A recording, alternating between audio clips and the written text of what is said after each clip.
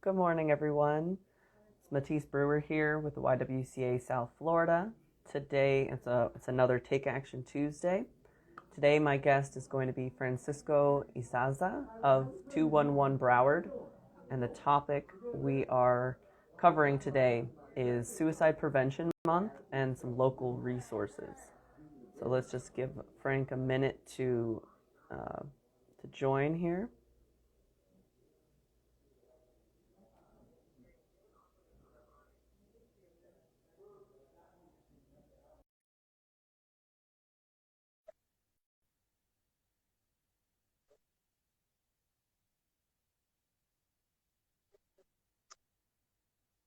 The Instagram's giving us a little bit of trouble. Here we are. Good morning. Good morning. How are you? Wonderful. How are you? Good, thanks. Yeah.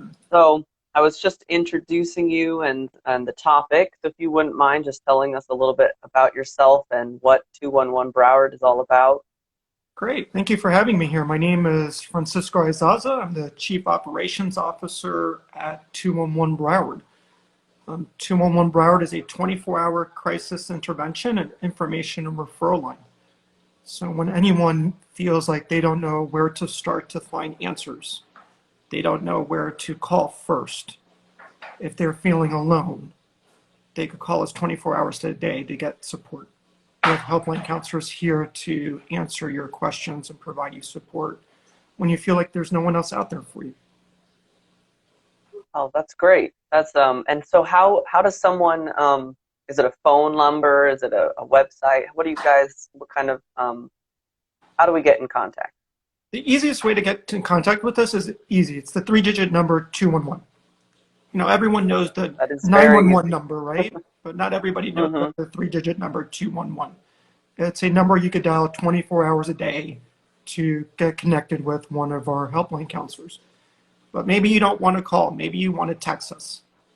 And you could text 898-211, and we'll be there to help you through text. But you also asked about our website. You could go to our website and chat with us. So you can chat with a helpline counselor online.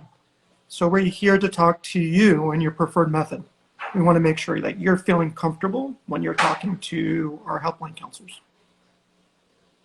That's great. That's awesome. And for anybody who isn't familiar, is there a cost associated? Is it anonymous? How does that work? It's a really good question. It is free. It's free for anyone. So anytime you're calling, it's a free service. And when you ask about being anonymous, one of the most important things that when you call us, it's an anonymous, confidential call. Right? We want to make sure we create a safe space for you when you're calling us, so that when you're talking with someone, that conversation is between you and that person. So you feel really comfortable sharing your story and what's happening. That's awesome. And so what happens after the call? Do you guys put people in contact with other services, or is it more of a, just that crisis mode? It's about what you need from us, because we Mm-hmm. want to make sure that you stay safe, that you feel hope, and that you get the answers that you need. A lot of times when someone calls, they get connected to other resources. So we provide very specialized information about what resources are available to the community, how do you access those resources, and sometimes you feel empowered to do that on your own. But there are other times where you might be struggling and you just don't feel like you could make that call on your own. And our helpline counselors are here to advocate for you on your behalf when you call us. So sometimes we'll make that call with you just to help that connection with that resource.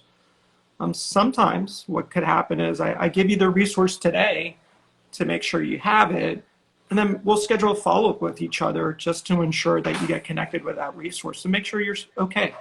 So it depends on what you're needing. We'll talk to you to find out what you need from us to make sure we're giving you the right level of support.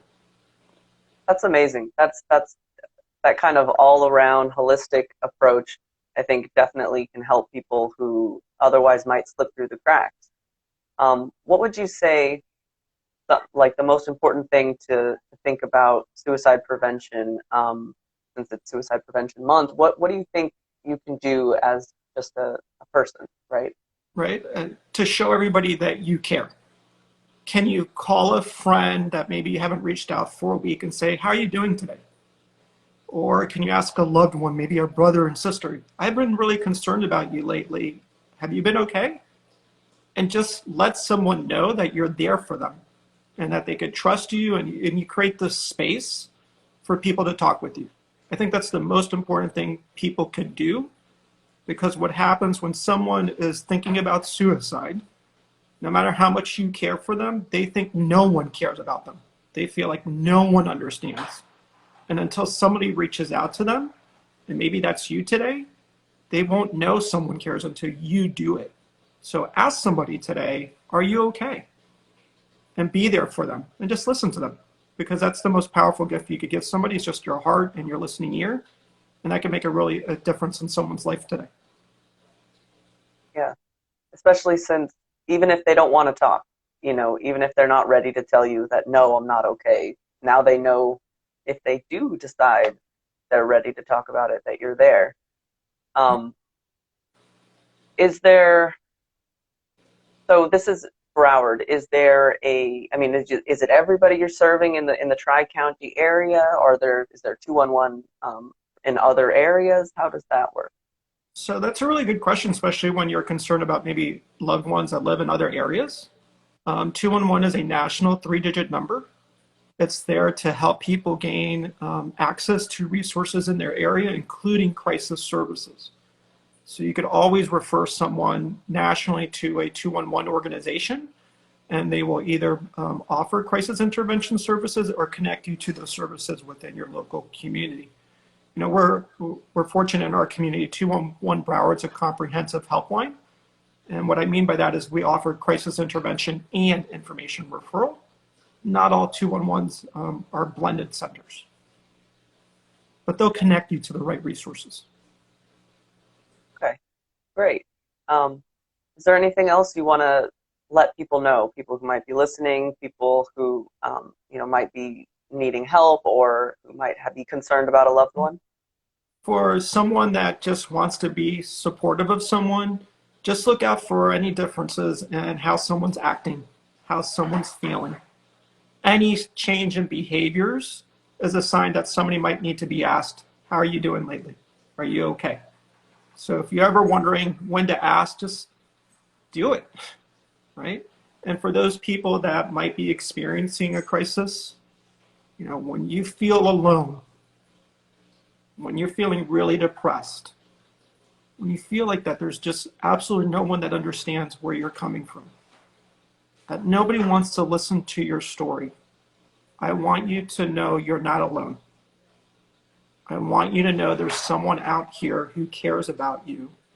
And if you call 211, that person will be there to support you, even when you think that no one cares. Because we want you to stay safe. We want to give you hope, even during your darkest times. So just please remember, if you're ever in crisis and feeling so depressed and so hopeless that you're thinking about suicide, know you could call the 211 number, and we will be here for you to support you. Thank you so much, Francisco, for being with us today and for speaking on this topic. I think it's more common than people realize, and we need to, as a whole, as a community, try to reduce that stigmatization and kind of lessen that fear of opening up, or of talking about mental health in general. Mm-hmm. That's something that we're always strong advocates of at the YWCA. Is mental health is just as important as physical health, and you hope that people will get help before they're calling you, right? We don't want people to be calling you. We want people to be looking at other resources before they get to that point. But I think it's amazing what you guys do, that you're there, even just to talk, just to help people, and to be that safe space. So we really appreciate what you're doing. Thank you so much for having me here today. I really appreciate it. Have a good one. You too.